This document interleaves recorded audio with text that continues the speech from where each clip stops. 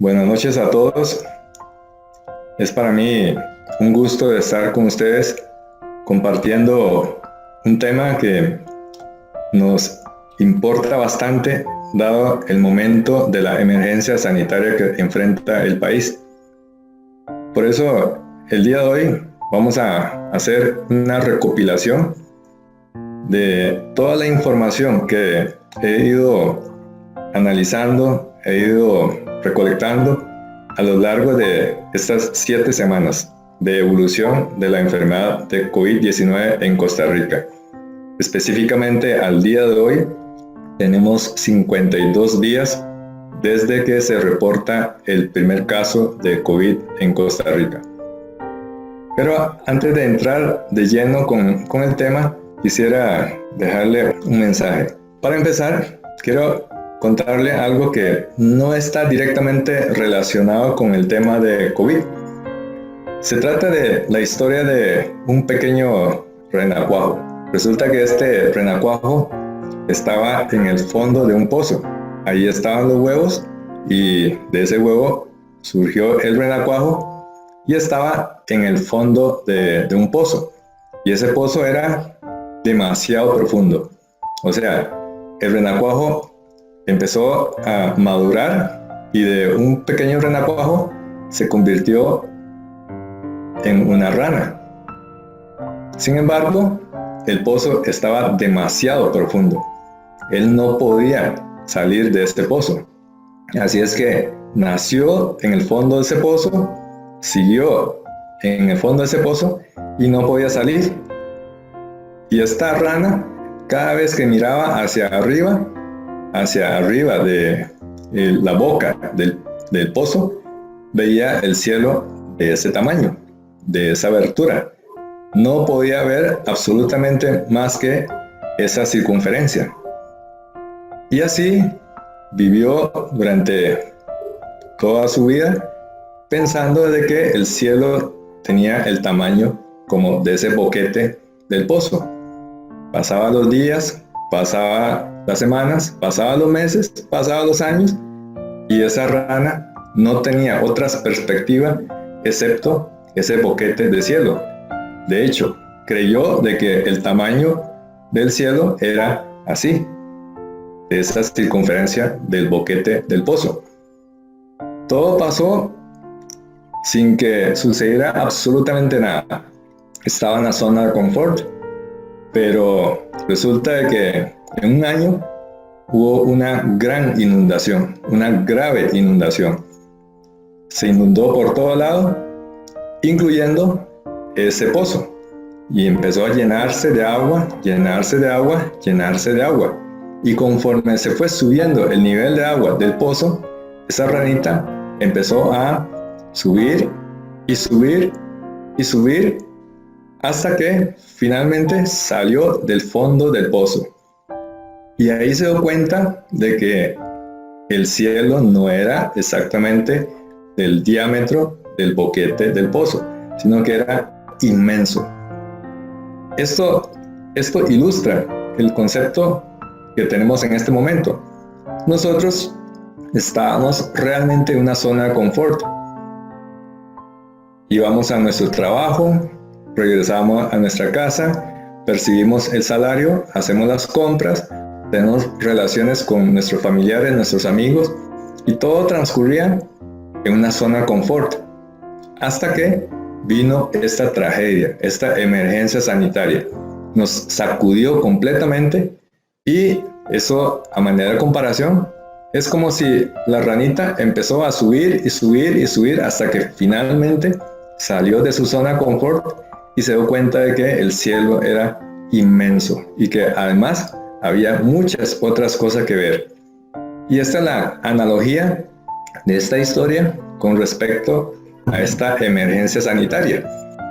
Entonces, con eso quiero introducir el tema de hoy, que lleva como título COVID-19, lecciones aprendidas durante las 7 semanas de evolución de Costa Rica. Quiero presentarme. Yo soy el doctor Sánchez Swain, yo soy anestesiólogo y además soy médico intensivista trabajo actualmente en el servicio de anestesia del Hospital Calderón Guardia de la Seguridad Social de Costa Rica. Y quisiera mencionarles de que durante todos estos 7 semanas y quizás mucho más días antes del advenimiento del primer caso de COVID-19 en Costa Rica, nosotros solamente nos enfocábamos hacia este virus, este nuevo coronavirus. Y día y noche, en los medios de prensa, en los pasillos, en los salones, en todo lado se oía esa palabra, coronavirus. Una palabra muy tétrica, una palabra que genera muchos picos emocionales. ¿Por qué estamos tan psicoseados con este problema de coronavirus? Quizás porque es una enfermedad que tiene una contagiosidad nada despreciable, porque además representa una causa muy importante de morbimortalidad y muy preocupante aún, que no hay ni tratamiento, ni siquiera esperanza de que la vacuna surgiera dentro de poco tiempo. Por el otro lado, por la proliferación de las redes sociales, aparecen 2 temas muy importantes: la infodemia y la infoxicación mediática. También estamos viendo el grave impacto en nuestro desenvolvimiento tanto social como económica como psicológica. Hay una grave afectación en estos 3 rubros. Hace poco más de un mes hice una encuesta entre los colegas del servicio de anestesia del hospital y les hice un total de 4 preguntas. Esta votación se hizo de manera anónima y la primera pregunta fue: en cuanto al riesgo de contagio por COVID-19, ¿cómo te autocatalogas? ¿En muy alto riesgo? ¿En alto riesgo? ¿Moderado? ¿Bajo? ¿Usted cree que es inmune? Observe que 2 de cada 3, o sea, un 62%, opinaron de que está en un muy alto riesgo de contagio. Por supuesto, si usted es el afectado, probablemente usted se preocuparía muchísimo más en comparación con cuando usted ve los toros bravos desde el redondel y no dentro del campo de la plaza de toros. La otra pregunta es: si te infectas con COVID-19, ¿cuál tipo de evolución crees que vas a tener? ¿La muerte? ¿Grave, pero lograré sobrevivir? ¿O una enfermedad leve? ¿O usted cree que va a estar completamente asintomático? Observe que 72% de los colegas piensan de que en caso de contraer COVID-19 va a tener una enfermedad leve. Pero nosotros no estamos solos. Tenemos familias, tenemos amigos. Y esta tercera pregunta fue precisamente con este propósito. En su familia hay personas con factores de riesgo para contraer una enfermedad grave por COVID-19. Prácticamente todos opinaron de que tiene por lo menos un familiar o más o muchos familiares que están en grave riesgo de contraer COVID-19. Y la última pregunta fue: ¿cuánto tiempo estimas de que va a durar esta situación sanitaria del COVID-19 en Costa Rica? No en el mundo, en Costa Rica. Y en aquel momento estaba apenas empezando el decreto para instaurar una cuarentena general. Nadie pensó de que con 15 días iba a terminar esta emergencia sanitaria. Un 52% piensa de que va a durar 3 meses. Vea que en este momento ya llevamos casi unos 52 días, que sería casi estamos llegando a las 8 semanas. Probablemente los que votaron ese 52% de colegas que votaron por un trimestre, ahorita debe estar arrepintiendo de haber escogido esta opción. 6 meses, 30%, un año, 15%, y un 4% considera que nunca vamos a terminar de lidiar con esta enfermedad COVID-19. Entonces, ¿cuál es el denominador común? El denominador común de todo es que no sabemos lo que va a suceder. Es decir, el ambiente actual lo que predomina es una palabra, la incertidumbre. No sabemos qué va a pasar.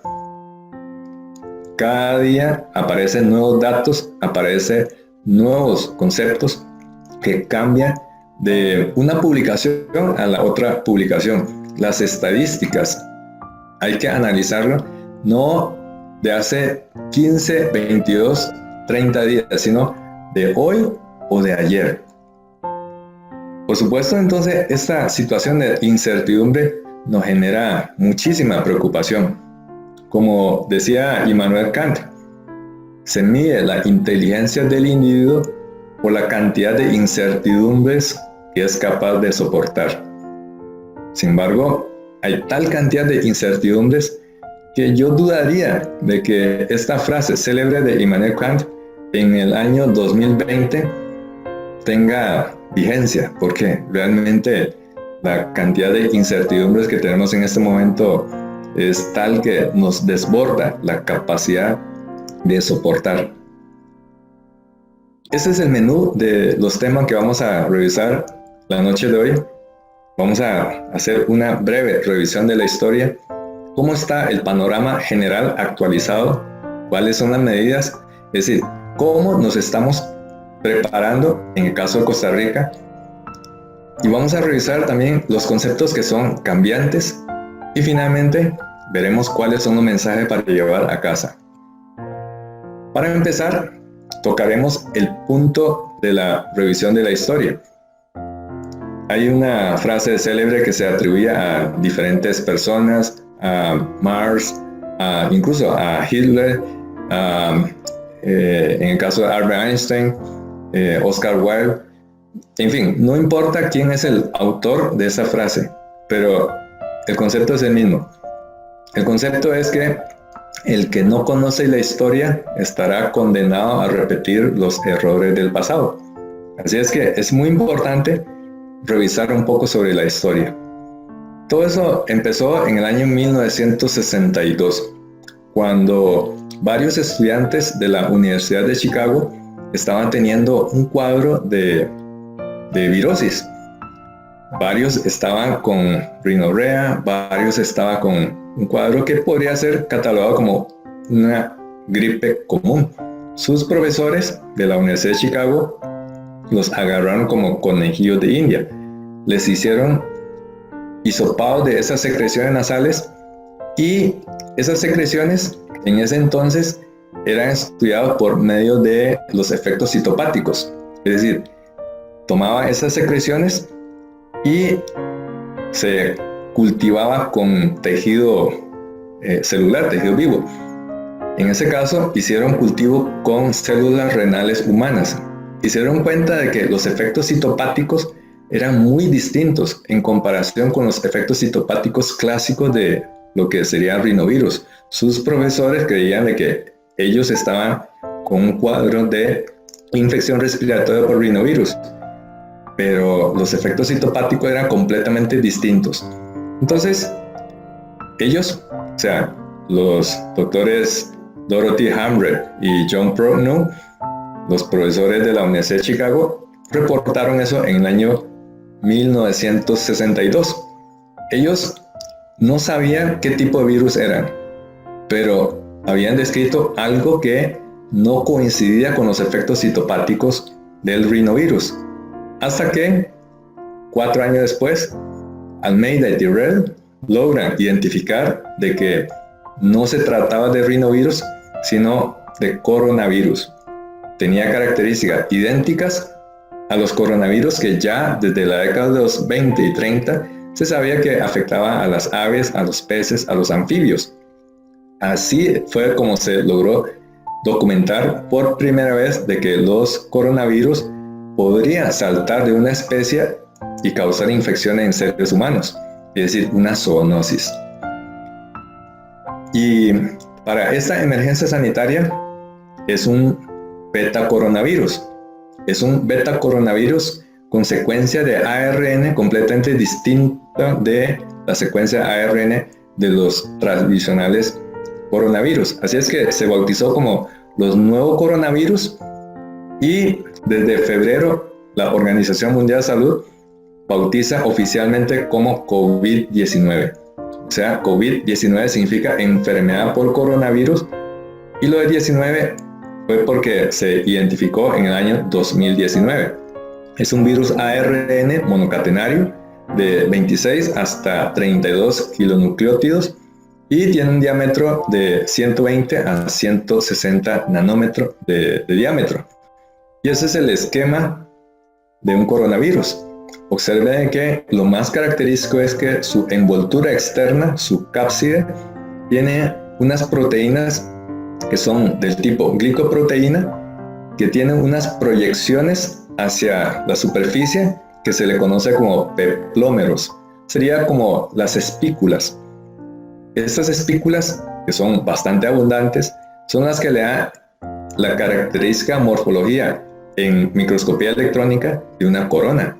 De ahí el término de coronavirus. Y eso nos recuerda la corona del Sol.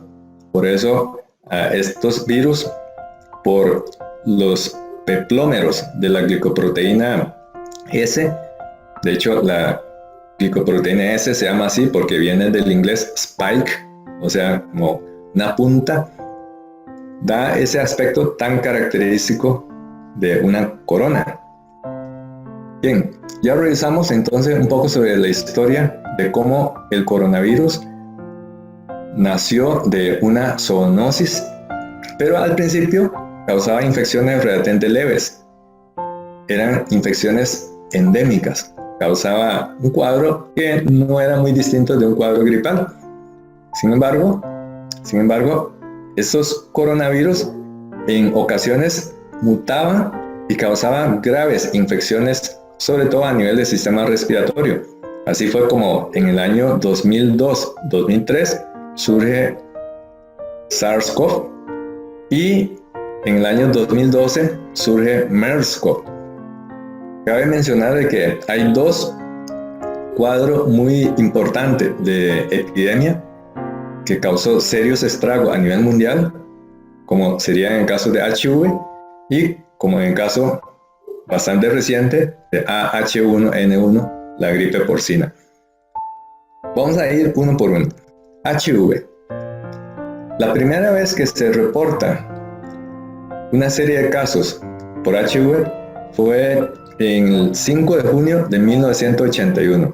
Se hizo un reporte por parte de la CDC de Atlanta y ahí lo que consigna es que 5 varones, todos jóvenes, todos homosexuales, tenían infecciones a nivel del sistema respiratorio caracterizado por una neumonía por Pneumocystis carini, pero de una evolución muy violenta. Algunos de ellos inclusive tenían brotes a nivel de la piel característicos de un sarcoma de Kaposi. A diferencia del paciente no inmunosuprimido, el sarcoma de Kaposi en estos 5 pacientes tuvieron una evolución bastante aparatosa, con una alta mortalidad. Así fue como un pequeño fragmento de 2 páginas se hizo el reporte de los primeros casos de HIV, que en ese entonces no se conocía. Entonces, ese primer reporte fue junio de 1981, pero había tardado hasta 2 años después para saber de que se trata de un virus. Y ese descubrimiento se hizo en el Instituto Pasteur de París, de Francia. Y observen ustedes, se tardó 4 años para secuenciar el genoma completo de HIV-1. Y 4 años después se logra crear la primera prueba, que es ELISA. 4 años después de haberse descubierto los primeros casos y se tuvo que tardar 4 años para poder secuenciar el genoma. 2 años después de la aparición de ELISA, se logra identificar otra variante de HIV-1 que se bautizó como HIV-2 y se logró secuenciar con trabajo 2 años después. Todo esto en aquella época se transcurría para la óptica actual como en cámara lenta. Por eso a los descubridores del HIV, el virus de HIV-1 y 2, se les concedió el Premio Nobel de Fisiología y Medicina en el año 2008. Específicamente fueron Luc Montagnier, François Barré-Sinoussi, y el que le acompaña, el doctor Hausen, en realidad no fue co-descubridor de HIV, sino que a él se le concede el premio Nobel compartido con ellos dos por haber descubierto el papilomavirus humano, así como participó activamente en la fabricación de la vacuna. Y hablando de vacuna, la esperanza en aquel entonces era que la pandemia por HIV se iba a resolver de una vez por todas con la aparición de la vacuna. En aquel entonces se decía que la vacuna iba a salir en 1 año, 2 años, pero máximo un lustro. Pero la cosa no es tan sencilla. En 1981 se descubren los primeros casos, pero estamos ya en el año 2020. ¿Dónde está la vacuna contra el HIV? No hay. Entonces, para aquellos que piensan de que esta pandemia por COVID-19 se va a acabar en un santiamén, en un chasquido de dedo, con la aparición de la vacuna efectiva, estaríamos teniendo la misma historia de HIV. Les dejo la reflexión. Y mientras tanto, la enfermedad por HIV, al presente, según las estadísticas de la Organización Mundial de Salud, ya ha infectado a 76 millones de personas. Y 35, o sea, la mitad de estas personas infectadas ya han fallecido directamente por la enfermedad o por las infecciones oportunistas o la aparición de cáncer como consecuencia de la inmunodeficiencia. El otro brote epidémico importante fue la aparición de SARS en el año 2002, que finalizó al año siguiente, en 2003. En total, duró desde noviembre del 2002 hasta julio del 2003. Este brote surgió inicialmente en China, en la provincia de Guangdong. Guangdong es lo que mucha gente lo pronuncia como Cantón, pero Guangdong es una provincia que está en el sur de China. De hecho, colinda con Hong Kong. Es una de las provincias más populosas en China y es una de las provincias más ricas de China. Es una provincia que tiene costa. Y en aquel momento se empezó a aparecer, a recopilar casos inicialmente esporádicos y después se vio de que había una transmisión persona a persona muy importante. Se tomaron las medidas rápidamente y en cuestión de menos de 1 año se logró contener este brote. Sin embargo,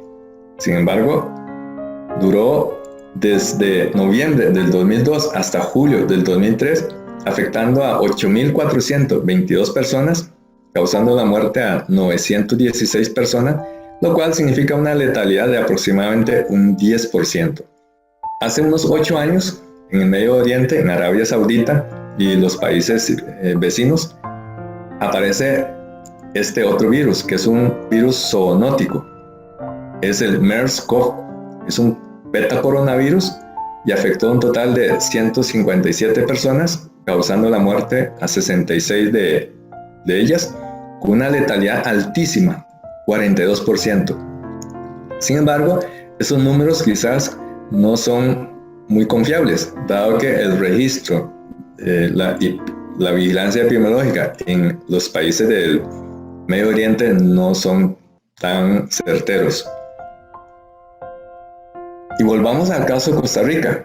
No tuvimos caso de SARS-CoV-1, no tuvimos casos de MERS-CoV, pero sí tuvimos en el año 2009 la gripe H1N1, la gripe porcina.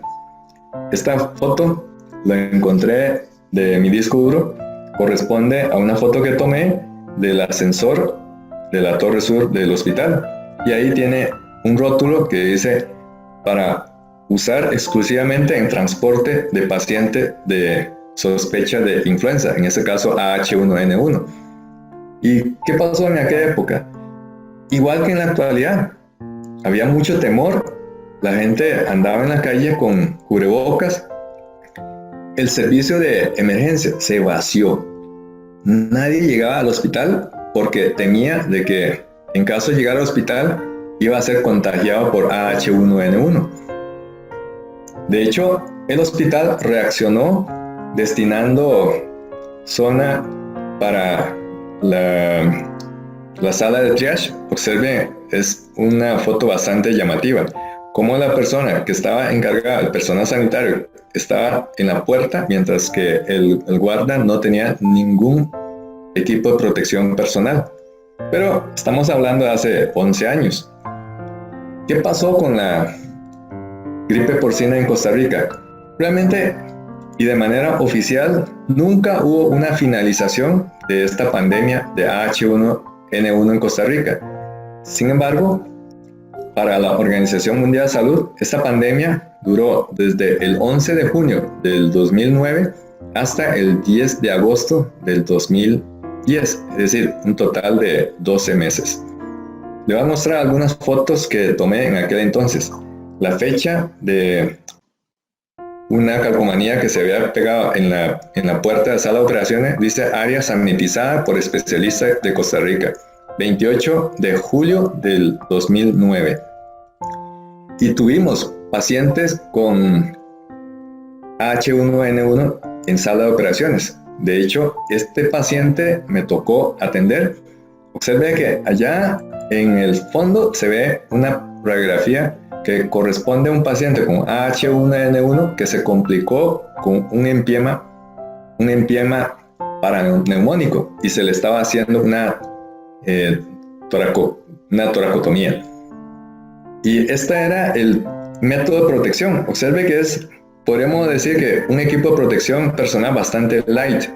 Ahí estaba un residente, 2 asistentes de cirugía de tórax, la instrumentista. No era tan exhaustiva la protección personal. Eso era lo que se utilizaba. Una mascarita, una N95, y la circulante estaba tomando apuntes.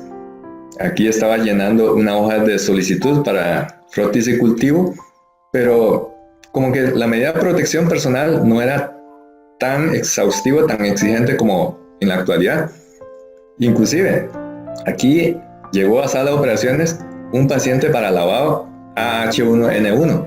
Observen ustedes que hay 2, 3, 4 personas que están en el fondo. Se supone de que es una área de aislamiento y sin embargo andaba con máscara quirúrgica y no máscara N95. No había gafas, no había nada. Y sí hubo paciente fallecido. Este paciente falleció por H1N1. Estaba, observen ustedes, con soporte renal, con ventilación mecánica. El ventilador era bastante más sencillo en comparación con los ventiladores sofisticados que tenemos en la actualidad. Y en aquel entonces había un tratamiento más o menos efectivo, que es el Tamiflu, el oseltamivir. De hecho, esta foto que tomé corresponde a unas cápsulas que yo me dejé por aquello de que por A o por B contagiara con H1N1. Y numéricamente, ¿en qué terminó H1N1 en Costa Rica? Un total de 1.596 confirmados, se descartaron más de 8.000 casos. Vea que no hubo realmente un cierre oficial por parte del Ministerio de Salud, simplemente se dejó de recolectar en la base de datos. Y oficialmente hubo 38 fallecidos, con una tasa de contagio de 35 por cada 100.000 habitantes y una mortalidad de 0.85 por cada 100.000, y la letalidad fue de 2.48%, muy similar a lo que se reporta de manera global por esta enfermedad de COVID-19. Bien, ahora vamos a continuar con el siguiente tópico. ¿Cuál es el panorama general actualizado? Esos son algunos hechos relevantes. Ya habíamos mencionado que en el 2002-2003 hubo este brote de SARS-CoV-1 y que en el año 2012 apareció el MERS-CoV. Y ahí vamos a ver qué ha pasado con COVID-19.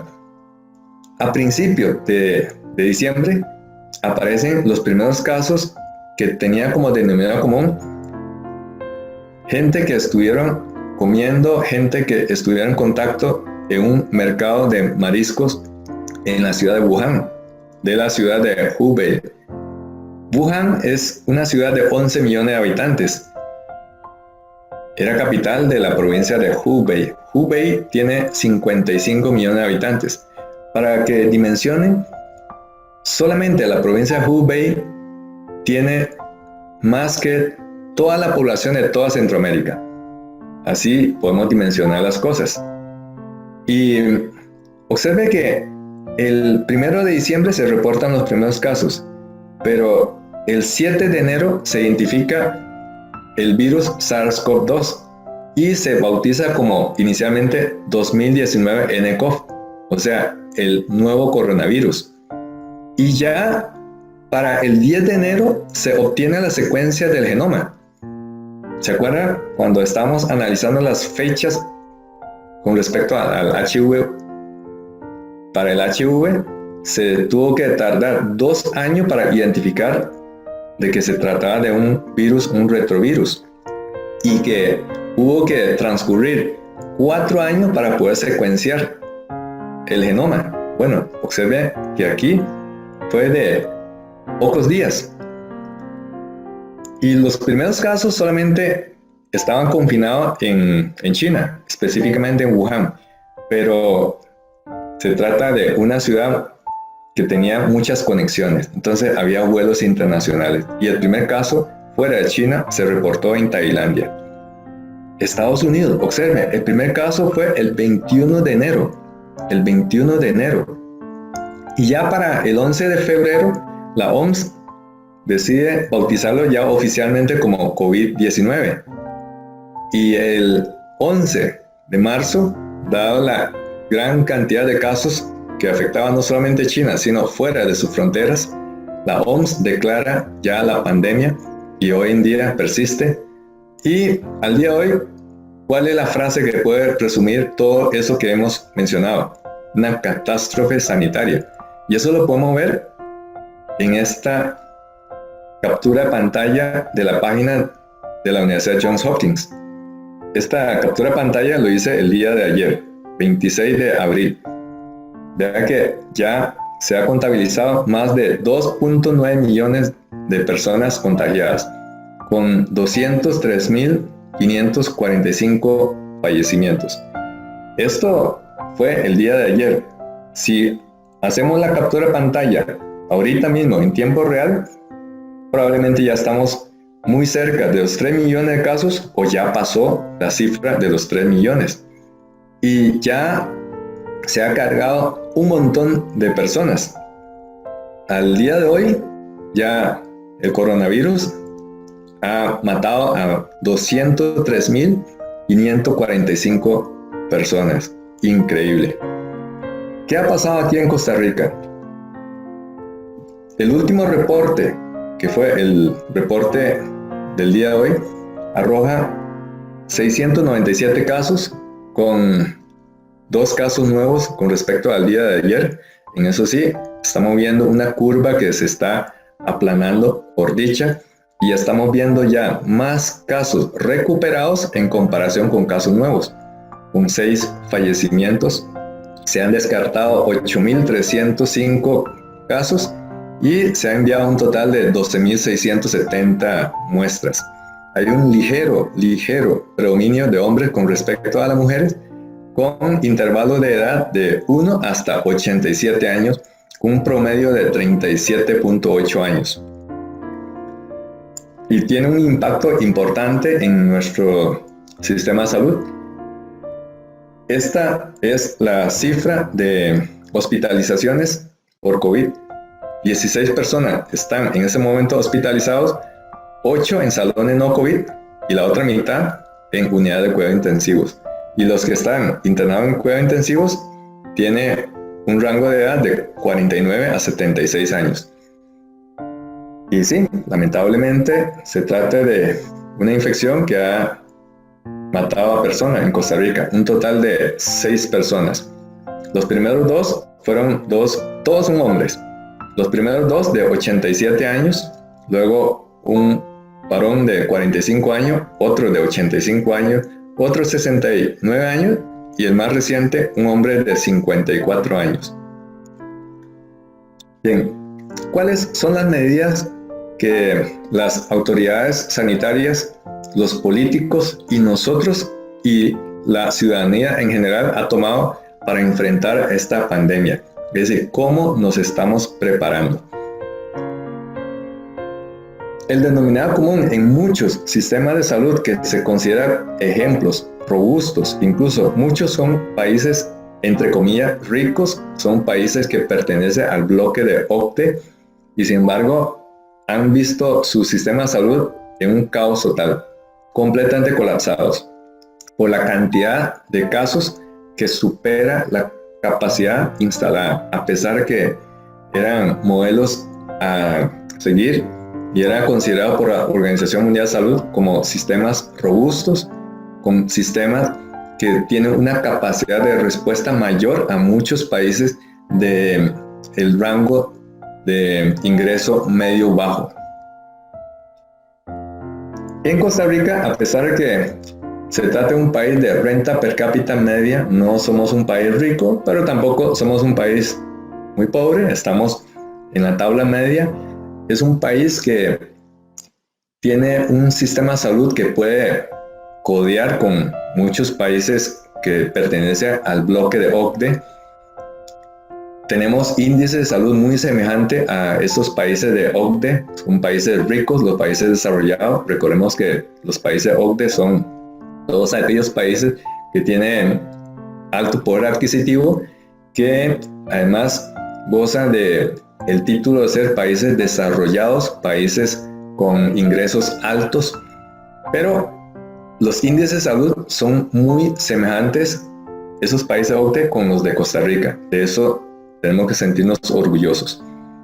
El primer caso fue un caso importado, fue el 6 de marzo del 2020, o sea, hace exactamente 52 días. Fue una ciudadana estadounidense que llegó aquí a Costa Rica junto con su esposo. Aquí manifestó síntomas, se le hizo el diagnóstico y se puso en aislamiento. 10 días después, cuando ya en ese momento Costa Rica acumulaba 41 casos positivos de COVID-19, se declara el estado de emergencia y se decide cerrar las fronteras. Son 3 las instituciones que han estado soportando toda esta carga de la pandemia. Hay más instituciones, pero estas 3 instituciones son las líderes: el Ministerio de Salud, la Caja Costarricense de Seguro Social y el INCIENSA. Estas 3 instituciones podemos decir que son instituciones históricamente exitosas. Ministerio de Salud desde 1927, Caja Costarricense de Seguro Social desde 1941 y INCIENSA desde 1969. Cada una de estas instituciones han logrado sobrevivir no a 1, 2, 3, sino más de 20 administraciones. Para que una institución soporte el vaivén de 20 o más administraciones, eso significa que son entidades sumamente robustas. Y por supuesto, la entidad que se encarga de la prestación directa del servicio a los asegurados es la Caja Costarricense de Seguro Social. se tuvo que reorganizar, se tuvo que tomar una serie de medidas, gran cantidad de medidas. Dentro de eso, hacer un inventario de las cosas que contamos y las cosas que nos falta para enfrentar esta pandemia. Y de las cosas que más preocupa es la cantidad de ventiladores mecánicos. Esta foto la tomé de un pasillo del Hospital Calderón Guardia. En ese momento se estaba haciendo un reacomodo de oficina, bodega y salones, y sacaron los ventiladores. En este momento, así como está en la foto, conté un total de 26 ventiladores que no están en uso, y había más ventiladores en la Torre Norte. Entonces, nuestro sistema de salud, a pesar de sus limitaciones, realmente se ha ido armando a lo largo de, no en estos meses, en estas semanas, sino a lo largo de muchos años. Y se tomó incluso decisiones increíbles. Por ejemplo, cerrar completamente el Centro Nacional de Rehabilitación y cambiarlo para dotar de las instalaciones con capacidad para atender exclusivamente a pacientes con COVID-19. Muchas personas inicialmente no estaban de acuerdo con esa decisión. Sin embargo, con el paso de los días, nos damos cuenta de que fue una de las decisiones más acertadas que logró tomar el gobierno junto con las autoridades de la Caja Costarricense de Seguro Social. Y cada centro empezó a listar su propio recinto para atender a los sospechosos. Aquí tenemos el ejemplo, por ejemplo, de la clínica Marcial Fallas. Este corresponde al Hospital Nacional de Niños.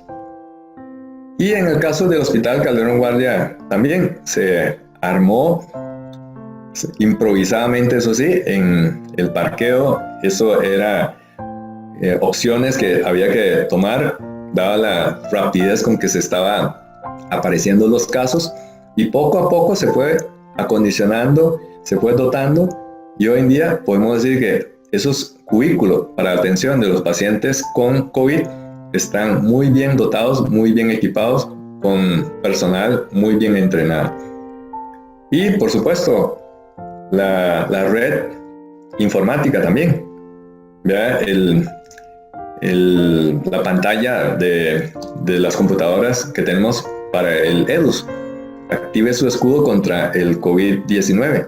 Inclusive ya aparecen los diagnósticos que anteriormente no se había incluido. De hecho, COVID-19 ya está incluido en la clasificación internacional de las enfermedades y aparece también en el EDUS de la Caja Costarricense de Seguro Social. También tenemos que preocupar por nuestra protección personal, sobre todo para evitar el contagio a través de las gotículas o las gotas de flush, con la mascarilla N95, las batas impermeables, así como los anteojos de protección, las caretas, etcétera, etcétera. Muchas veces se habla muy mal de las autoridades, de los políticos, del gobierno. Sin embargo, acá tenemos que felicitar a las autoridades de la Caja Costarricense de Seguro Social, del Ministerio de Salud y, por supuesto, del gobierno en general, por tomar decisiones acertadas. Para el día 25 de abril, hace 2 días, llegó un avión con un total de 55 toneladas de equipo de protección personal. Este equipo de protección personal fue donado por la Embajada de China en Costa Rica, y la Caja lo que tuvo que hacer fue contratar vuelos charter. Son 3 vuelos charter por parte de la aerolínea DHL. Muchos, como todo, ¿verdad?, aparecen los opinólogos, los detractores, los que solamente hablan mal de las cosas y dicen de que esos cargamentos posiblemente son de artículos de muy baja calidad, que no tiene los registros, que no cumple con los estándares de calidad, etcétera, etcétera. Inclusive existe ese concepto de xenofobia, pensando de que es un virus que fue generado en China y que ahora está causando estragos a nivel mundial. Inclusive habrá gente que piensa, sí, posiblemente hay soborno de por medio, o incluso hasta uno oye comentarios tan ingratos como que ahí hubo estafa. No tanto del gobierno de China hacia Costa Rica, porque realmente fue una donación, sino de la aerolínea DHL del transporte. Esas cosas realmente son comentarios destructivos que no vienen al caso. Tenemos que tener una actitud proactiva, una actitud no solamente de ayuda, sino también de no estorbar. Y tenemos que mostrar siempre ante esta situación sanitaria una actitud todo pro para tratar de sacar este problema hacia adelante. Y la respuesta de la caja para esta pandemia se puede resumir en sus números. Hay 3.156 camas hospitalarias para atender COVID-19 y hay libres 1.711. Hay 128 espacios de cuidados críticos con 51 camas libres en este momento. También del sector privado se ha logrado también colaboración, 30 potenciales espacios de cuidados intensivos con 15 espacios en cuidados intermedios. De momento no ha ameritado todavía de la participación activa del sector privado. Y otra entidad que colabora en esta emergencia sanitaria y está girando las directrices es el Ministerio de Salud. Constantemente publica lineamientos. Esta es la versión 12 de los lineamientos nacionales para la vigilancia de la enfermedad por COVID-19 que se actualizó hace unos 3 días. Y en esos lineamientos establece una serie de definiciones operativas de cuáles son los casos sospechosos, cuáles son los casos probables y cuáles son los casos confirmados. Independientemente de si es sospechoso o probable, según los lineamientos del Ministerio de Salud, se debe colocar una persona, ya sea sospechosa o probable, en aislamiento o en cuarentena. Pero cuarentena no significa 40 días, sino para el caso de COVID es de 14 días, ni más ni menos. Entonces probablemente muchos de ustedes se preguntarán, ¿por qué 14 días y no 40 días? O no una semana, o no 6 meses. Bueno, eso tiene una razón de ser, y es el comportamiento clínico de la infección por COVID-19. En esta publicación de Annals of Internal Medicine, recopila todos los casos sintomáticos a lo largo del tiempo, y se encontró de que el periodo medio de incubación es de 5 días, alrededor de 5 días, y que si se extiende por 12 días y medio, nosotros estaríamos capturando al 98% de los COVID-19 positivos. Es decir, si dejamos en cuarentena durante 2 semanas, prácticamente no hay ningún paciente contagiado con COVID-19 que no le salte la liebre. Esa es la razón por la cual la cuarentena para COVID-19 es de 2 semanas. Y inclusive ya está reportando, principalmente por parte de los franceses, sintomatología que en China no se había reportado, por lo menos en las publicaciones del New England Journal of Medicine no aparecían estas manifestaciones clínicas, pero hay pacientes que no tienen la sintomatología clásica y lo único que tiene es anosmia y disgeusia. En las últimas, la guía del Ministerio de Salud incluye estos 2 síntomas como criterio diagnóstico para catalogar a un paciente como sospechoso por COVID-19. Y la evolución es bastante clásica. El virus tiene poco tiempo de estar con nosotros, pero ya ha hablado. Ya hay mucha cantidad de información recopilada y se ha observado que generalmente desde el inicio del síntoma hasta la necesidad de admisión es de 7 días. Desde el inicio del síntoma hasta la aparición de disnea, alrededor de 8 días. Para desarrollar distrés respiratorio, unos 9 días. Y si progresa, para necesitar entrenamiento en cuidado intensivo, alrededor de 10 días y medio. Este gráfico es muy importante, no hay que confundir con el periodo de incubación. Los síntomas ya se manifestaron. En este gráfico lo que ilustra es qué le va a pasar o cuánto tiempo va a pasar para que una persona tenga que consultar al hospital, cuándo salta la liebre del distrés respiratorio, cuándo salta la liebre de una enfermedad crítica que amerita de internamiento de cuidados intensivos. Y el Ministerio de Salud ha dictado las directrices para la toma de las muestras, así como el envío hacia el INCIENSA. Actualmente lo que se está utilizando es una prueba que es reacción en cadena polimerasa. Es una prueba que es altamente específica, es de alta sensibilidad, pero la limitante básicamente es por la calidad de la obtención de la muestra, así como el momento en que se toma la muestra.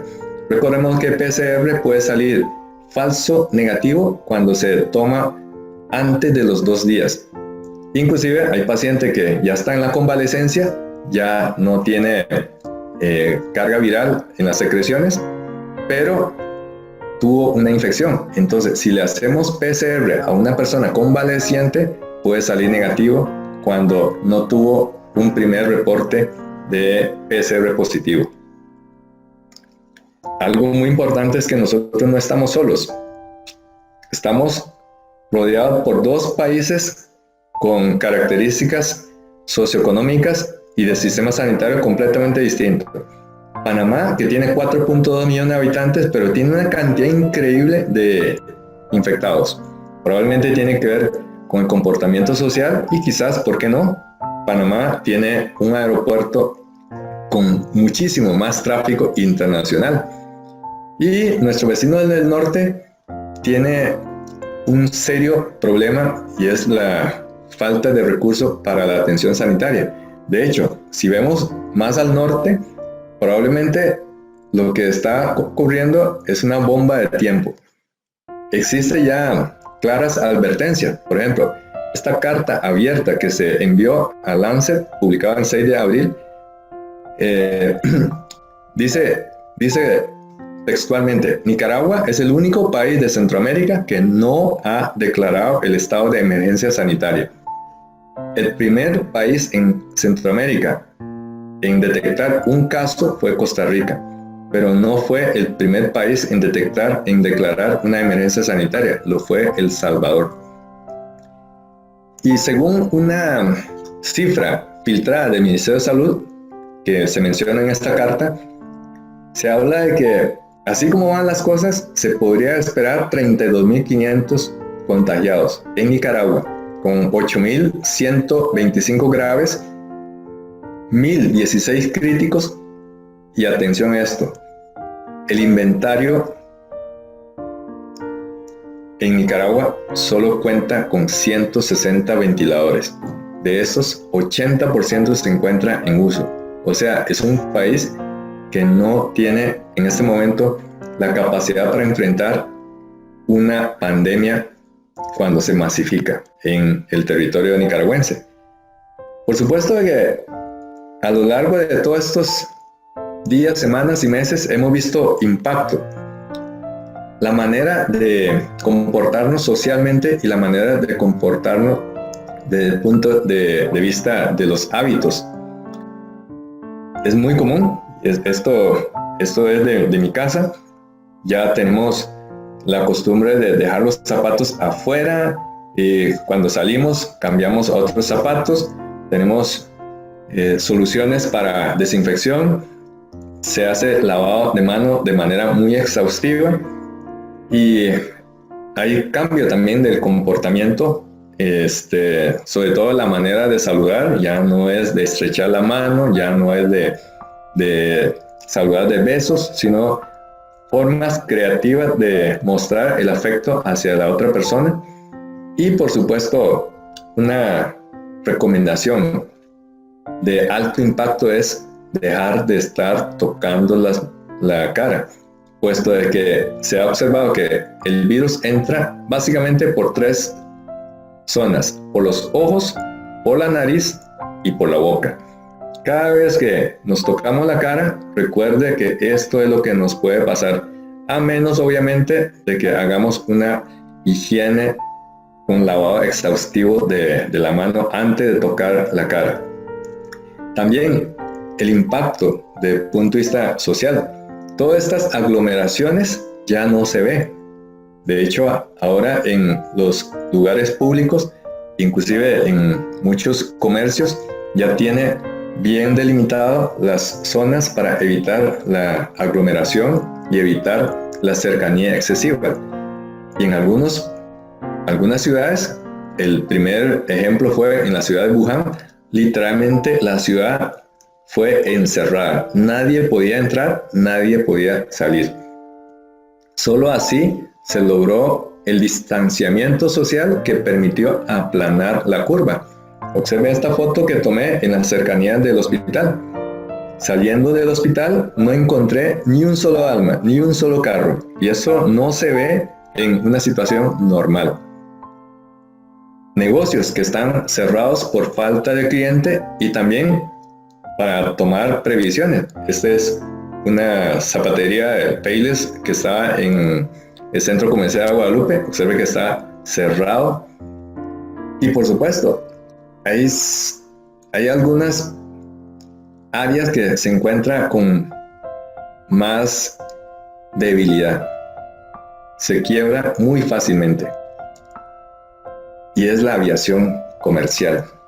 Observe esta captura.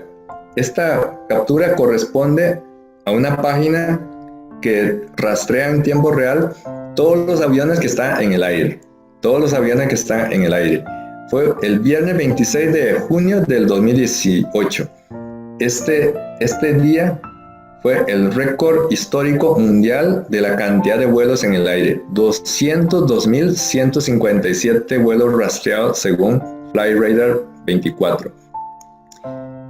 Y probablemente una de las causas muy importantes por la cual se diseminó tan rápidamente esta pandemia es por la aviación comercial. Antes, por ejemplo, cuando asesinaron a Abraham Lincoln en 1846, los ingleses se dieron cuenta de que habían cometido un magnicidio hasta un mes después, cuando el primer barco llegó hasta Inglaterra. No había telégrafo, no había teléfono, no había televisión, no había satélite, no había nada. Solamente por medio de los barcos transatlánticos. Y antes de toda esta pandemia, cada día 1 millón de pasajeros está en el aire. Hoy en día, y aquí se ve cómo cuando se empezó a cancelar los vuelos internacionales, por ejemplo, Estados Unidos, el 12 de marzo, decidió cancelar los vuelos internacionales a los países de la zona Schengen, que sería, digamos, básicamente los países de Europa. Observen cómo hay una caída abrupta de los vuelos, tanto locales como los vuelos comerciales. Y esta captura de pantalla lo hice el día de ayer a las 8 de la mañana. Muy poquitos, pero muy poquitos aviones. Están los cielos de América Central y del Caribe desolados. Cuando antes, imagínense, veamos el caso de Panamá. Ahí Panamá, Tocumen es un aeropuerto de los aeropuertos de América Latina los más concurridos, y solamente hay un solo avión saliendo de Tocumen. Y esa es la escena, el impacto. Todos los aviones en tierra. Lufthansa, por ejemplo, tiene una flota de más de 800 aviones. Y Lufthansa en este momento, a cuentagota, tiene 20 aviones volando. Y ya el impacto es inevitable. Para evitar la quiebra, Estados Unidos está destinando dinero para salvar de la quiebra, la bancarrota de las compañías aerolíneas. Ya Trump giró una ayuda por $12.400 millones. Y otro impacto, cambió nuestro hábito de higiene. Ahora se hace lavado exhaustivo de mano, incluso es como una especie de higiene paranoide. El alcohol en gel ya se encuentra agotado en muchos lugares. De hecho, la fábrica Fanal como resucitó como si fuese el ave fénix. Otro impacto muy positivo, pero muy positivo, es la disminución de la incidencia de diarrea. Observe, estas son las estadísticas del Ministerio de Salud. Al día 14 de abril del 2020, había 65.892 casos de diarrea. Pero el año pasado, en la misma fecha, había 91.000.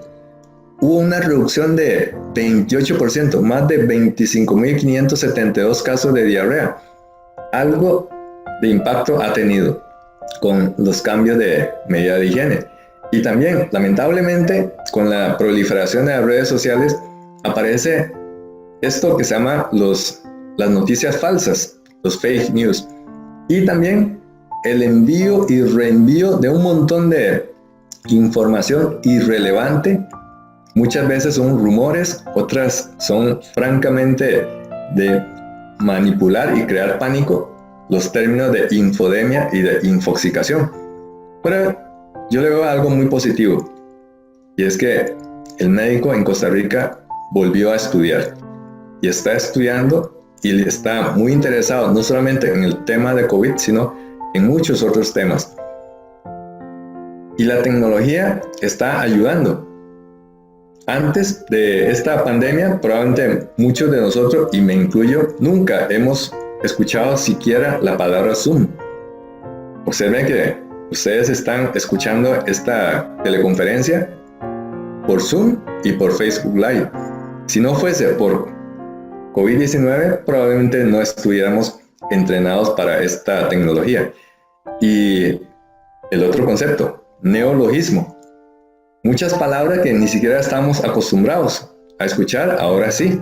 Por ejemplo, el síndrome de tormenta de citoquinas, el RITAC, el patrón L, el patrón H. El síndrome de tormenta de citoquinas se refiere a que el virus desencadena una violenta respuesta inmunológica en el paciente, y este reacciona liberando un montón de mediadores. El mediador que parece ser el más malo de la película, o el que contribuye con la mayor parte del desastre inmunológico, parece ser la interleuquina 6. La interleuquina 6, incluso directa o indirectamente, participa en la génesis de esto que se llama RITAC, que son las siglas de la respuesta inmunotrombótica asociada a COVID-19. ¿A qué se refiere esto? De que estos pacientes muchas veces no se mueren de la infección, se mueren de un estado de coagulopatía intravascular diseminada. También estamos escuchando el concepto de que COVID-19 no es precisamente un cuadro de síndrome de distrés respiratorio, sino que hay algo más. Bueno, el doctor Luciano Gattinoni, que es una autoridad en el tema de ventilación mecánica, en esta editorial publicada en Critical Care, habla de que hay una controversia si la neumonía por COVID-19 es o no un cuadro de síndrome de distrés respiratorio.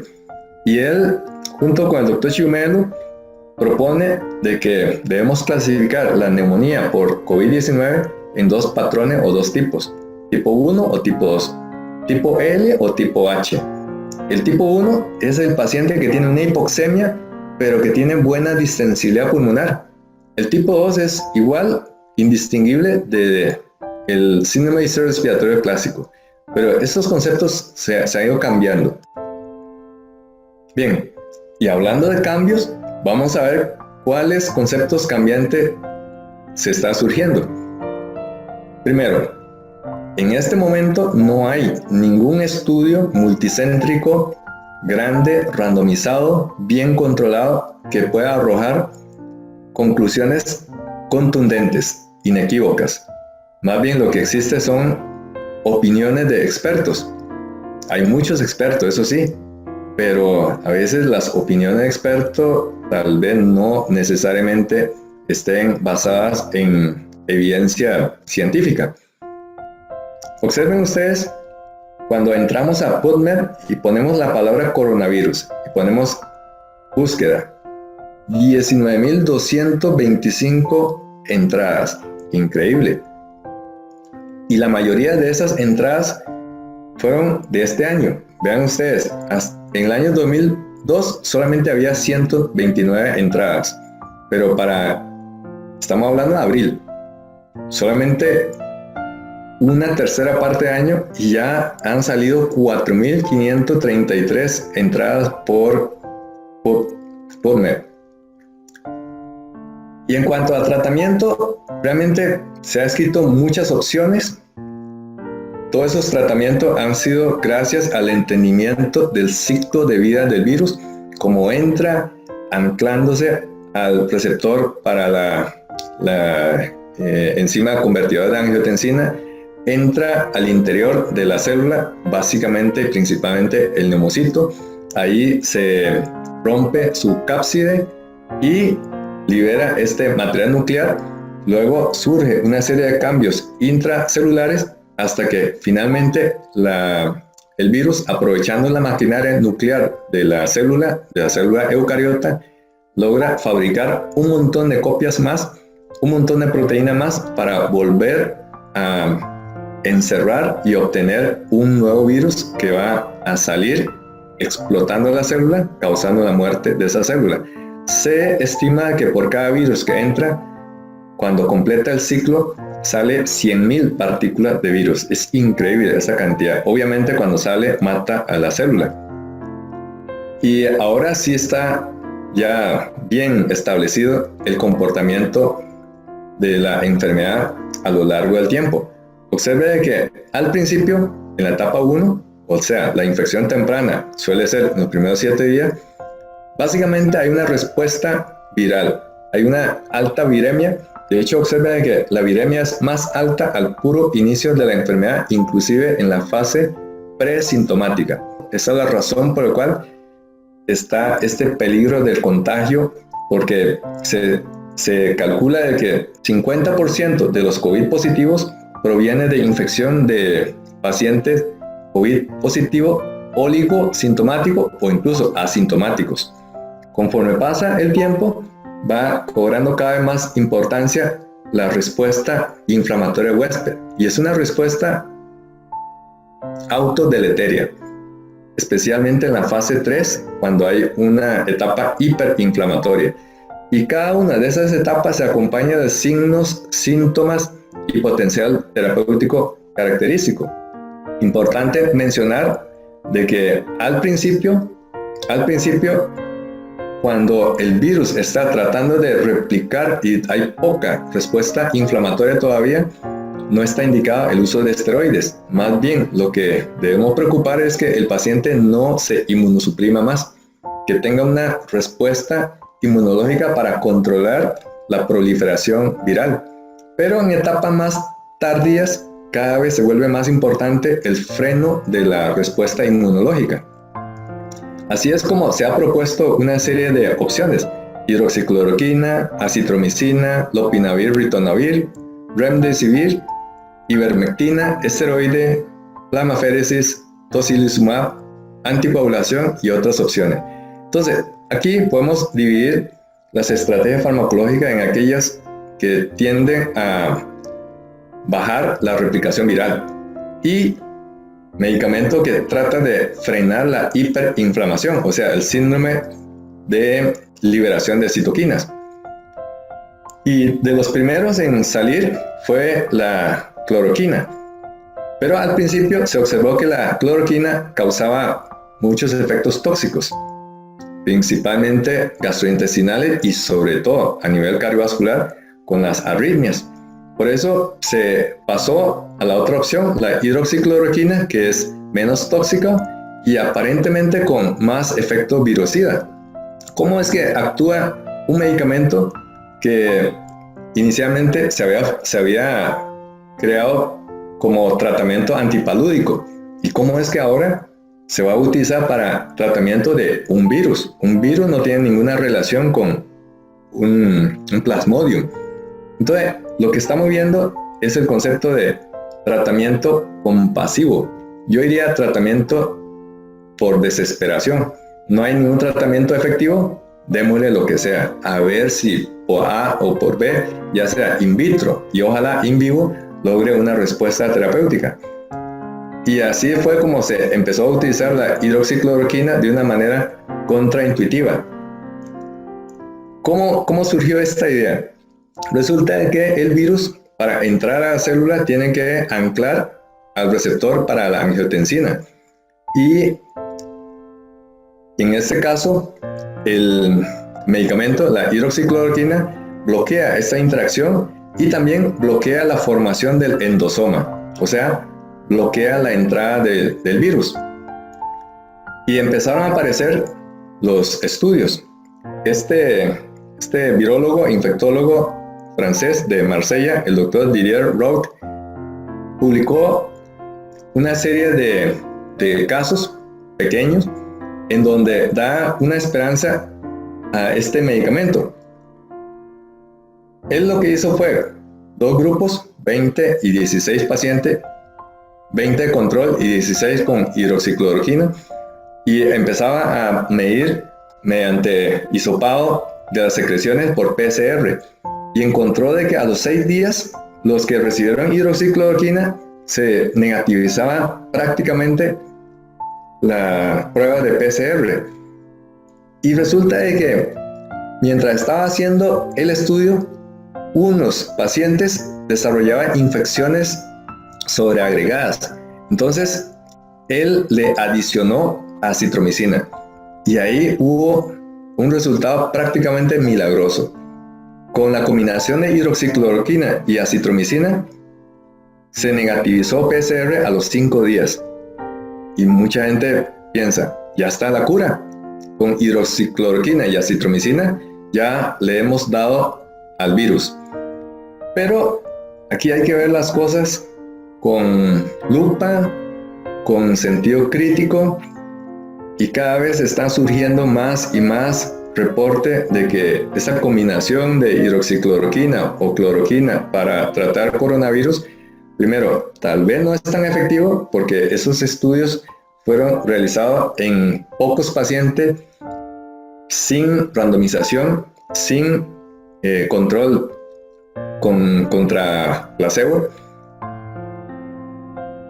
Y por el otro lado, aparecieron reportes de casos de efectos secundarios, sobre todo prolongación de QT y arritmogenicidad. Sin embargo, no hay todavía mucha literatura científica, así es que las autoridades de la caja tenían que tomar decisiones, y el 20 de marzo se toma la decisión, de acuerdo a lo que estaba publicado en ese momento, de autorizar el uso de la hidroxicloroquina, o sea, el plaquenol. El plaquenol es el medicamento que se utiliza para el tratamiento de pacientes con enfermedades reumatológicas o autoinmunes, y establece los lineamientos. Prácticamente las guías se puede resumir en que un paciente COVID positivo o sospechoso en espera de PCR se le prescribe hidroxicloroquina 400 miligramos STAT y 400 miligramos cada 12 horas, y luego 400 miligramos cada día durante 5 días. O sea, va a recibir el tratamiento a lo largo de un total de 7 días. Si el paciente está críticamente enfermo, se le adiciona lopinavir, ritonavir, aparte de la hidroxicloroquina. El lopinavir, ritonavir es un medicamento que se utiliza para el manejo de los pacientes con HIV. Es un medicamento que inhibe a la proteasa. Sin embargo, la proteasa del HIV, si bien es un retrovirus, no es la misma proteasa del COVID-19. Y sin embargo, ante la ausencia de tratamiento, se empezó a utilizar las pruebas terapéuticas, o sea, los tratamientos compasivos. En este reporte de autoridad de médicos chinos, publicado en New England Journal of Medicine de marzo de este año, comparó lopinavir, ritonavir contra placebo durante 28 días de seguimiento. ¿Cuál fue la conclusión de este estudio? Bueno, los autores llegan a la conclusión de que lopinavir, ritonavir es igual a placebo, y un placebo no barato, es un placebo incluso caro. De hecho, ahora existe la disyuntiva de si las compañías farmacéuticas podrían estar aprovechando esta situación de emergencia sanitaria y sacar beneficio. Gracias a Dios, muchas de las compañías están poniendo la mano en el corazón y están tratando de bajar los precios prácticamente a precios de costo. Observen ustedes la Kaletra, que es la combinación ritonavir-lopinavir para países subsaharianos, representa $500 por año, pero para países de renta media, $2,000 al año. También otra estrategia es el remdesivir. Es un medicamento que bloquea la polimerasa de ARN dependiente. No es como en el caso de ritonavir, que es un bloqueador de la proteasa. Y en ese estudio se comparó la evolución de los pacientes. Ahí no hubo un brazo de control, sino que fue un estudio observacional. Se le daba remdesivir y en pacientes que estaban con ventilación invasiva o ventilación no invasiva, se observó que a los 28 días hay una mejoría clínica estadísticamente relevante o clínicamente relevante. Y la conclusión de este estudio es que con remdesivir la mejoría se produjo en 36 de 58 pacientes, o sea, en 68 pacientes tuvo una respuesta clínicamente relevante al remdesivir. Bueno, también aparecen otros medicamentos de uso compasivo, la ivermectina.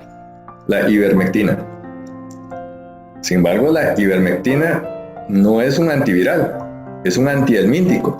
Nuevamente, se parece a la razón por la cual la hidroxicloroquina se empezó a utilizar para COVID-19. Ante la ausencia de opciones, vamos a probar a lo que haya. Y se encontró de que la ivermectina podría tener un efecto anti-COVID-19. Y aparece recientemente una publicación con este título. Dice, la ivermectina inhibe la replicación de SARS-CoV-2 in vitro.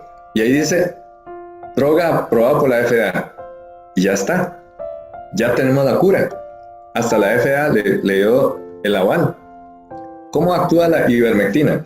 La ivermectina básicamente actúa bloqueando la entrada del coronavirus hacia el interior del núcleo. El virus, para entrar al núcleo y ahí seguir la maquinaria de replicación, tiene que pasar por la membrana nuclear. Y este transporte es bloqueado por la ivermectina. O sea, vamos a poner las cosas claras. Primero, la hidroxicloroquina inhibe la entrada del virus a la célula, bloqueando la interacción con el receptor de membrana y también bloqueando la formación del endosoma. Pero la ivermectina inhibe la entrada del virus, pero al núcleo. O sea, el virus ya entró. Lo que falta es que el virus entre al núcleo para seguir replicando. Entonces ya está, ya tenemos la cura para COVID-19, porque hasta la misma FDA le dio el aval. Sin embargo, tenemos que leer los títulos con detenimiento. Ahora no basta con ver solamente el título de un artículo o el abstract, sino que hay que leer la letra menuda. Si usted lee nuevamente este título, lo que significa más bien es que la FDA había aprobado la ivermectina. Sí, el medicamento está aprobado por la FDA, pero para el tratamiento de los helmintos, no para esta indicación. Entonces, no significa que la FDA aprobó la ivermectina para el tratamiento del SARS-CoV-2. De hecho, uno podría pensar de que es un título cargado de maldad, porque ¿por qué los autores ponen un título así? Aprovechando lectores descuidados y va de bruces y va a recetar ivermectina a los pacientes. Pero vamos a ver qué fue lo que encontraron esos autores. Ellos lo que encontraron es que exponiendo el virus a ivermectina logra disminuir la carga viral al tercer día, tanto el virus dentro de la célula como el virus en el líquido supernatante. Sin embargo, eso se trata de un estudio in vitro. Si uno no lee las cosas con cuidado, le puede pasar como esta frase modificada de Mark Twain. Dice, cada minuto nace un tonto y lo vamos a aprovechar.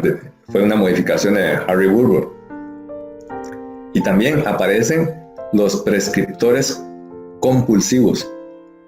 Empiezan a prescribir masivamente para tener un banco de este medicamento para uso personal, o piensa de que se va a acabar el medicamento.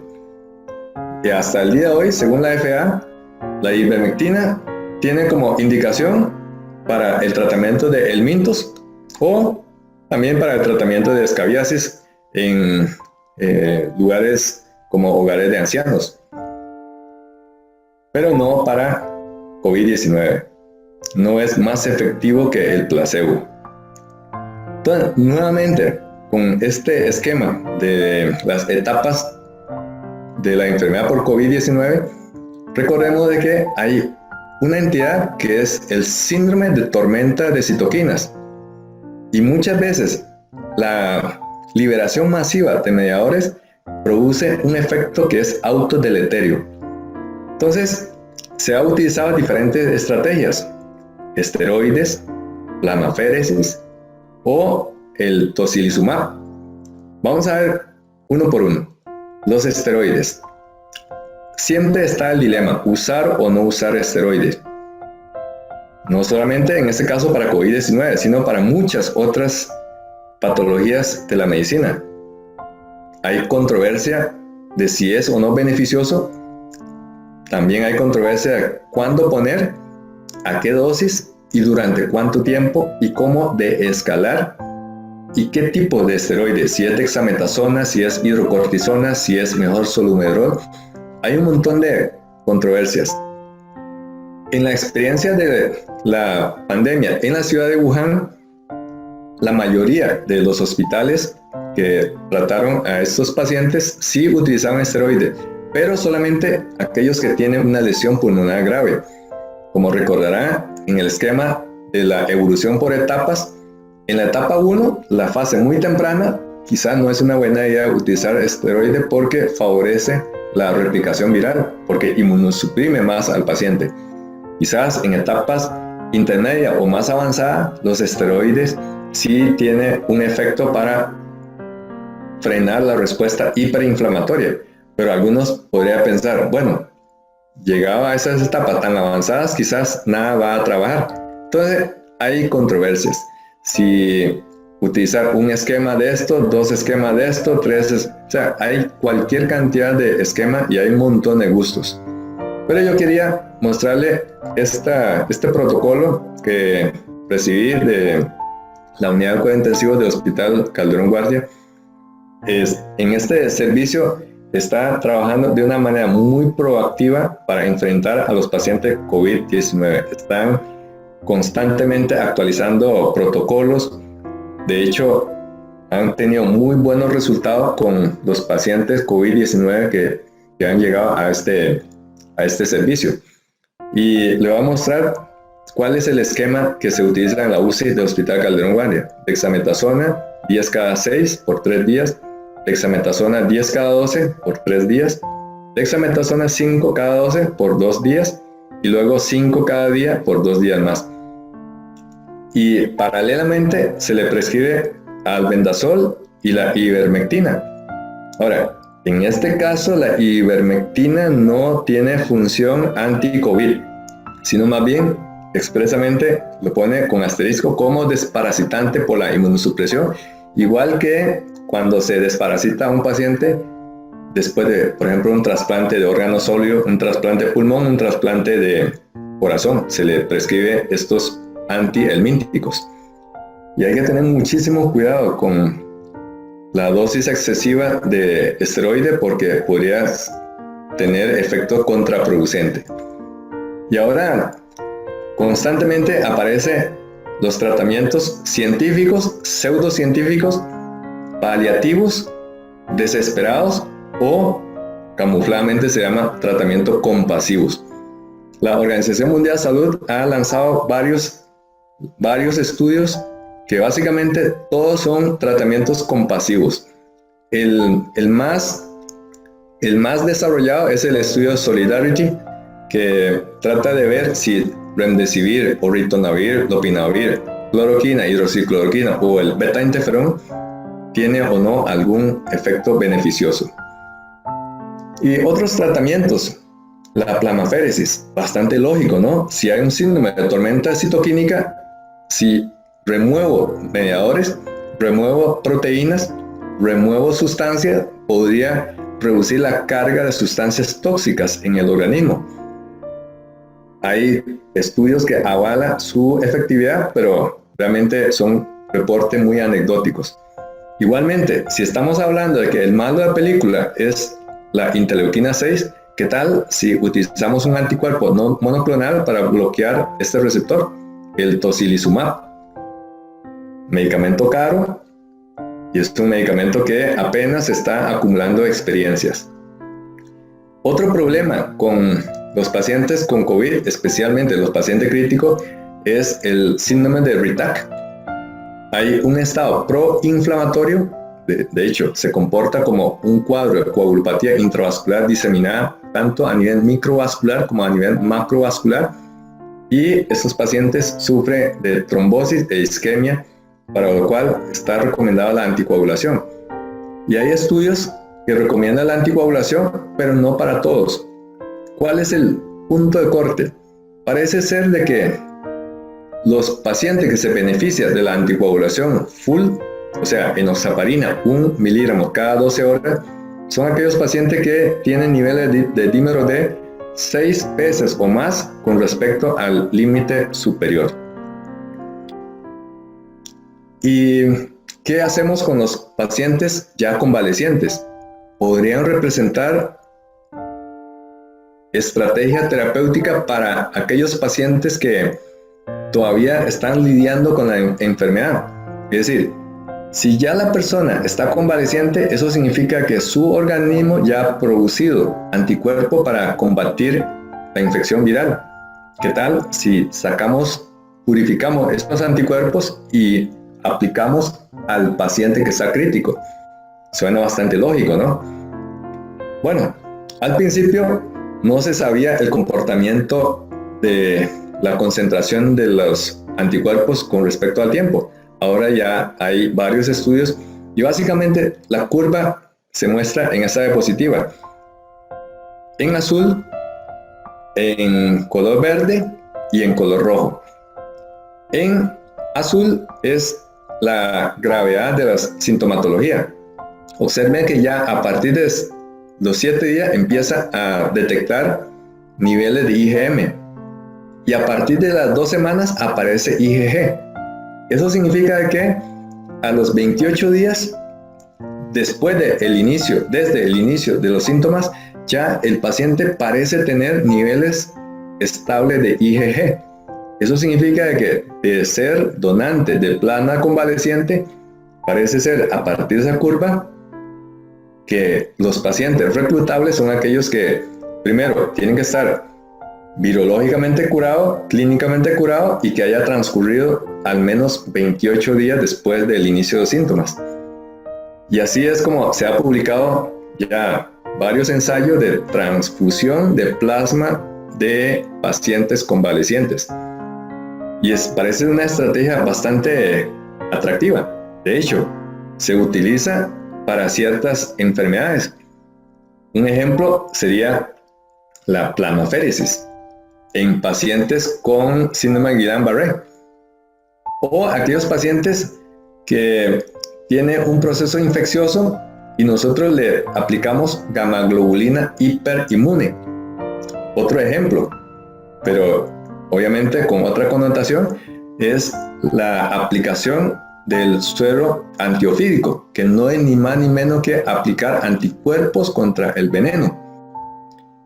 Y hay varios ensayos. Este es uno publicado en Chest de abril de este año.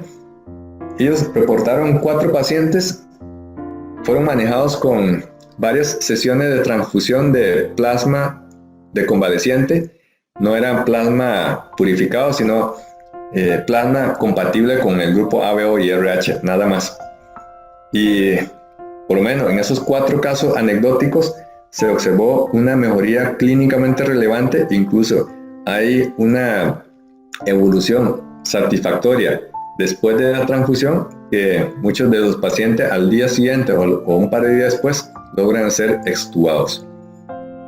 Y ya hay iniciativa entre la caja, hay un acercamiento entre la caja y el Instituto Clodomiro Picado, que tiene mucha experiencia en la fabricación de suero antiofídico para el estudio y reclutamiento de pacientes convalecientes para extraer el plasma y purificarlos. Bien, cuando estamos hablando de curación, ¿cuándo consideramos que un paciente ya está recuperado de una infección por COVID? Básicamente hay dos criterios. Uno, curación clínica. La persona ya desapareció los síntomas, empieza a sentirse mejor y podemos decir que ya hay una curación clínica. Sin embargo, aquí hay que hacer la anotación de que sí, está clínicamente mejor, pero puede ser que virológicamente todavía esté positivo y existe el riesgo potencial de contagio. Así es que, por lo menos de los criterios que utiliza el Ministerio de Salud de Costa Rica, la curación no solamente es clínica, sino que también tiene que ser virológica para decir que el paciente está recuperado. Eso tiene que mostrarlo nuevamente con 2 pruebas de PCR negativo, uno con respecto a otro con 12 a 24 horas de diferencia para evitar falsos negativos. Y ahora ya la FDA aprobó las pruebas rápidas que permiten la detección de anticuerpos. En Costa Rica todavía está en trámite para tener la aprobación por parte del Ministerio de Salud. Es más sencillo, más rápido, porque en lugar de varias horas para PCR, se hace una prueba semejante a una prueba de embarazo. Dura 10 a 15 minutos. Pero aquí hay que hacer una acotación, porque muchas veces la gente piensa, test rápido significa de que es lo mejor. Pero recuerde que aquí lo que está tratando de detectar son anticuerpos. Para que los anticuerpos se detecten, necesita por lo menos 7 días o más para que esos anticuerpos estén en una concentración que positivice la prueba. Es decir, si hacemos una prueba con este tipo de kit a los 2-3 días después del inicio de los síntomas, va a salir negativo, pero el paciente tiene COVID. Es decir, va a ser un falso negativo. Bien, hemos visto de que se ha desfilado un montón de estrategias. Hay algunas estrategias que parece como entrar por una alfombra roja. Medicamentos carísimos, medicamentos aparentemente novedosos, estrategias muy innovadoras, pero aquí voy a robar una frase del doctor Chiumelo con respecto a los esteroides. Nunca, dijo él en un webinar, nunca he visto tantos esteroides entrar por la puerta y salir por la ventana a patadas. Ese es el resumen del doctor Chiumelo con respecto a muchas de las estrategias, enfatizando principalmente los esteroides en COVID-19. Y como decía el doctor Anthony Fauci, no hay vacuna, no hay tratamiento eficaz, punto suspensivo, todavía, esperemos. Porque cada vez que surge alguna publicación, y muchas veces de dudosa calidad científica, de dudosa veracidad, mucha gente rápidamente y atolondradamente ya dice, aquí ya está la cura, vamos a implementar la torpeza, ¿verdad? Y sobre todo la esperanza de que pronto va a aparecer una vacuna. No va a aparecer la vacuna, ni este mes, ni este año. Eso tenlo por seguro. El doctor Anthony Fauci había pronosticado en el momento en que él estaba enfrentando la epidemia, que después se convirtió en pandemia de HIV en Estados Unidos, había pronosticado de que a lo sumo en 2 años iba a sacar la vacuna contra HIV. Ya tenemos casi 4 décadas y no hay cura, no hay una vacuna contra HIV. Pero realmente, ¿qué cosa ha demostrado que es eficaz? Pocas cosas. pero muy bien fundamentadas. Y es el cambio importante de paradigma para el manejo de los pacientes con COVID. Número 1, utilizar la pronación temprana, inclusive en pacientes despiertos. Los pacientes deben autopronarse. Esto mejora la distribución de las secreciones, permite que las secreciones en las partes posteriores ahora se redistribuyan a las partes ventrales. Esto optimiza el intercambio gaseoso, o sea, la relación BQ. Hay pacientes incluso que están bien entrenados, se le dice que, bueno, duerma en posición prona, tenga el oxímetro, usted puede autocerciorarse de que esta prueba le está sirviendo porque hay incremento de la saturación. Y de hecho ya hay estudios que corrobora que le da el aval de que la pronación despierta, o inclusive si ya cayó en ventilación mecánica, también la pronación temprana puede mejorar el índice de PAFI. De esta forma es una estrategia muy exitosa para el control de la hipoxemia. Y quizás tratamiento efectivo, medidas efectivas, no es algo muy reciente. Este médico y cirujano obstetra húngaro, Ignaz Semmelweis, describió en un hospital de Viena de que el lavado de manos reduce significativamente la sepsis puerperal. Sus colegas en aquella época, en 1847, se burlaron de él. Lo que no se veía no existía. Si no hay microbio visible a simple vista, entonces el lavado de manos no tiene por qué impactar. Y él observó, comparando la práctica lavado versus no lavado, hubo una reducción significativa en la incidencia de infecciones. Y en el caso 2020 del COVID, el lavado de manos es una estrategia que, más allá de cualquier duda, es quizás la estrategia mejor impacto para prevenir la transmisión por contacto. Y también el doctor William Halsted. El doctor William Halsted es uno de los pioneros de la cirugía moderna. Fue el que introdujo el uso del guante quirúrgico, las medidas de aislamiento, de protección personal, la técnica de estornudo. Observen acá, cuando no se aplica ninguna técnica de estornudo, el montón de gotas de flush causando la transmisión de persona a persona. Entonces, hoy en día, la población tiene que cambiar ese hábito del estornudo de tal manera que no lo haga directamente contra la cara de la persona que está a su alrededor. Y, por supuesto, las medidas de contención, en este caso de aislamiento social, porque se ha observado que el distanciamiento puede reducir la tasa de contagio. De hecho, la Organización Mundial de Salud considera un contacto cercano como aquella persona que esté a menos de 1.8 metros y que esté durante un espacio de unos 15 minutos. Bueno, para ir terminando, la preocupación de nosotros, ¿seré o no un contagiado más? Vea que en la encuesta que hicimos a los colegas del servicio, si usted considera de que está en riesgo de contagio, la mayoría piensa que está y me considero, en un grupo de alto riesgo de contagio. ¿Por qué? Porque nosotros realizamos procedimientos que tienen que ver con la exposición de secreciones de vía aérea superior, sobre todo la manipulación de la vía aérea. En esta publicación de New England Journal of Medicine se encontró de que de un total de 1.099 pacientes, 2.3% de los pacientes COVID ameritó de tubo endotraqueal. Y si extrapolamos estos números, o sea, 2.3% de los casos del día de hoy, 695, eso significa que a lo largo y ancho del país, 16 pacientes fueron intubados. 16 pacientes. Probablemente esa cifra de 16 es bastante cercano a la realidad nacional.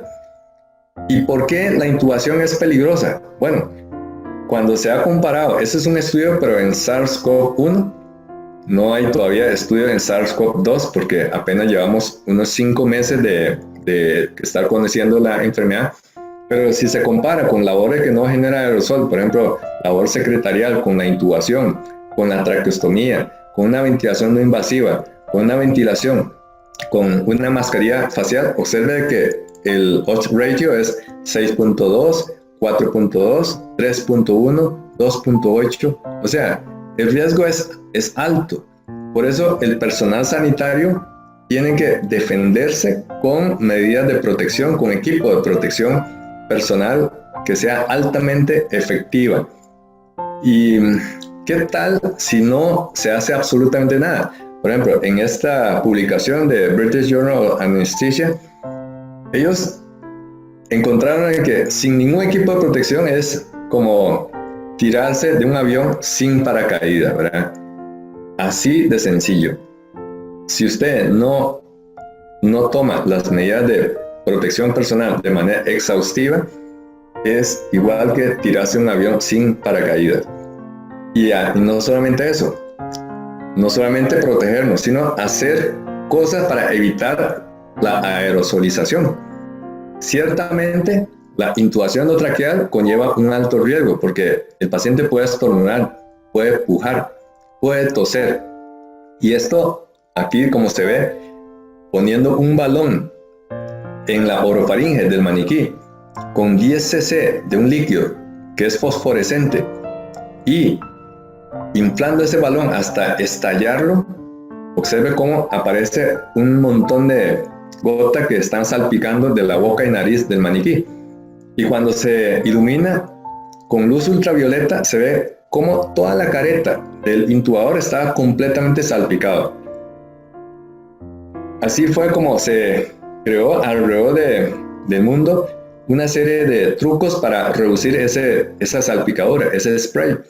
Y uno de los más conocidos es el cubo COVID o el COVID cubo. El mismo experimento, pero con la protección del cubo, se vio de que cuando el balón explotaba, salpicó por todo lado, salió por nariz, salió por boca, pero todo quedó confinado dentro del cubo. Y observen, cuando ilumina la careta del intubador, no hay salpicadura. Entonces, eso representa una medida muy efectiva para prevenir la salpicadura, el cubo. Pero no todos tienen cubo. En el caso del servicio de anestesia, nosotros hicimos nuestro propio cubo, una versión inicial, luego modificamos y tenemos 2 cubos. Eso significa que cada uno de nosotros tenemos que hacer nuestro MacGyver. Y probablemente eso explica que después del hospital, después del supermercado, el tercer lugar más visitado por los médicos ahora son las ferreterías. Una buena noticia es que hace unos 2 días se hizo un reajuste y se permitió que las ferreterías abrieran un horario extendido. Y bueno, cuando vamos a la ferretería, compramos cosas para nuestra protección personal, como inversión a partir de nuestros propios bolsillos. Este es un ejemplo de una maleta de intubación, unas caretas, unos filtros, una mascarilla. Todo esto se compra en la ferretería, e inclusive también en las librerías. Usted ven arriba un plástico. Este plástico que se utiliza para forrar cuaderno, ahora lo estamos utilizando para protegernos en caso de una salpicadura durante la intubación endotraqueal. Y como que los ojos se vuelven obsesivos para buscar cualquier cosa que pueda ofrecerle a uno protección durante la intubación. Por ejemplo, esta cuna para bebé. No pude quitar la vista de esta cuna porque me imagino meter las manos a través de esos 2 orificios y el paciente adentro, ¿verdad? Obviamente habría que romper algunas paredes para poder acondicionarlo. Pero eso habla de la obsesión actual de nuestro cerebro por buscar los mecanismos de protección. Y tenemos varios equipos ya organizado en las cajas, y nuestra versión número 1.0 del COVID cubo, después lo cambiamos porque la pieza que estaba al otro lado molestaba mucho, estorbaba mucho para la maniobra del laringoscopio. Así es que actualmente tenemos la versión 2.0 del COVID cubo, bastante ya cómodo, y estamos satisfechos y hemos hecho prueba. De hecho, casi que todos los días en los pacientes electivos hacemos práctica con este dispositivo para ir adquiriendo destreza. Y bueno, también algo muy barato es un plástico que se compra en la ferretería, pero ya cambiamos por la versión 2.0 del plástico por un plástico que es más transparente, que se compra en la librería. Después de una práctica de esto, uno tiene que sentar con el resto del equipo y hacer el debriefing, que es una reflexión guiada para decir, bueno, nos equivocamos en esto tal vez lo podemos modificar, nos falta lo otro. Importante hacer ese descargo, ¿verdad? Ese debriefing lo podría compartir con ustedes con este caso clínico que me tocó hace 6 días. Se trata de una paciente de 29 años con un embarazo de 33 semanas. Se le había diagnosticado una preeclampsia y consultó en 2 ocasiones al hospital. La primera ocasión consultó porque tenía disnea, fiebre y ataque del estado general. Ella estaba embarazada. Como tenía esos síntomas, la pasaron por el filtro para paciente con COVID. Luego le dan recomendaciones y lo mandan para la casa. Al día siguiente continúa con los síntomas, incluso peor, más disnea, reconsulta. Y cuando reconsulta, esta vez se le prestó más atención. Ella es una paciente extranjera. Se indagó por nexos epidemiológicos sospechosos, pero luego de escrutinio no se encontró ninguno. Pero llama la atención, observen aquí, el hemograma. El hemograma tiene una linfopenia de 581. Tiene una linfopenia importante. Y cuando se le toma unos gases arteriales, estaba con una hipocapnia. Ella estaba hiperventilando. De hecho, estaba respirando 30 veces por minuto. Y más sospechoso aún, cuando se le manda una radiografía de tórax, observen ustedes, tiene infiltrados bivasales, tiene crépitos. Entonces, con todos estos hallazgos clínicos, se decidió internarla en aislamiento, pero apenas tiene 33 semanas de embarazo, es un embarazo de pretérmino. Inicialmente se decidió manejarlo conservadoramente desde el punto de vista obstétrico, pero como estaba con taquicardia fetal sostenida, se planeó para una cesárea. Entonces tuvimos que recibir a esa paciente con sospecha de COVID-19. Se le había hecho un PCR y ese PCR, primera muestra, salió negativa. Pero realmente la condición clínica de la paciente era altamente sospechosa. Entonces decidimos manejarlo como si fuese una paciente COVID-19. Se pasó para la Torre Sur y ahí sala de operaciones que cumple en principio con las normas que se recomienda. Por ejemplo, debe cambiar al menos 12 veces por hora el aire, mantener presión negativa, pero el problema es que la puerta no cerraba. Entonces, a pesar de que estaba en principio fabricado para presión negativa, pero no pudimos utilizar esa tecnología. Llega la paciente con un equipo de traslado que estaba con equipo de protección y la pasamos a sala de operaciones. Ahí estaba con el equipo de protección personal full. Y ahí había que tomar la decisión, ¿qué hacer? ¿Una anestesia general o una anestesia neuroaxial? Por supuesto, la guía preconiza de que no debemos utilizar procedimientos que generen aerosoles, es decir, o neuroaxial o neuroaxial, ¿verdad? Así es que decidimos darle una anestesia neuroaxial Y después de la anestesia se empezó la cesárea. No hubo ningún incidente, no hubo ningún accidente tampoco, solo que de los que estábamos ahí adentro, los anteojos se empañaban rápidamente. Inclusive el instrumentista en medio de la cirugía ya no podía saber si estaba pasando el instrumental correcto, porque toda la parte superior de los anteojos estaba completamente empañado. Y por dicha, el producto nació bien, Apgar 9 de 9. Después de eso, la trasladamos a la unidad de cuidado intensivo. Nos estaba esperando un cubículo de aislamiento. De hecho, la ruta quedó bien marcada. Hay un ascensor especial para el traslado de estos pacientes. Y observe en el piso, hay una demarcación por donde debe circular. Área limpia, área contaminada, y hay una zona que se llama la zona mixta. La zona mixta. Y así lo trasladamos a la unidad de cuidados intensivos. Ahí quedó en aislamiento.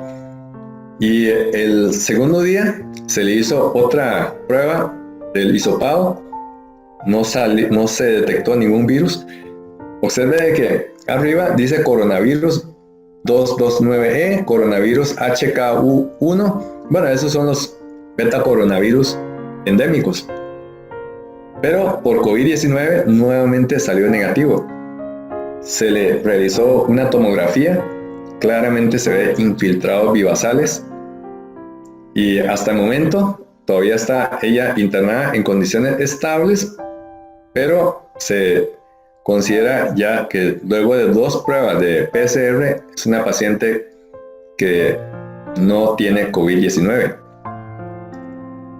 Bien, para terminar, quisiera dejarle estos mensajes para la casa. Número 1.